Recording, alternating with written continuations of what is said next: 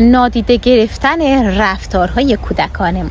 در واقع این موضوع مربوط به این میشه که رفتارهای بد یا حرفهای زشت و نازیبایی که فرزندمون میزنه را متوقف کنه. یکی از راه حلاش اینه که میتونیم در برابر حرفها و کارهای اشتباهی که فرزندمون انجام میده را در واقع توجه نکنیم. وقتی که فرزندمون داره حرف نازیبایی را در واقع بیان میکنه یا رفتارهای نازیبایی، رفتارهای ناپسندی که من دوست ندارم را داره انجام میده یا اشتباهاتش رو داره تکرار میکنه، این به این دلیله که من پدر، من مادر دارم توجه میکنم. توجه به معنای اینه که عصبانی میشم، بد اخلاقی میکنم، بد خلقی میکنم و داد میزنم سر اون فرزند که نکنه اون رفتارش رو اصلاح کنه. در واقع دارم توجه میکنم و باعث میشه که اون رفتار نازیباش، اون حرفای نازیباش باز هم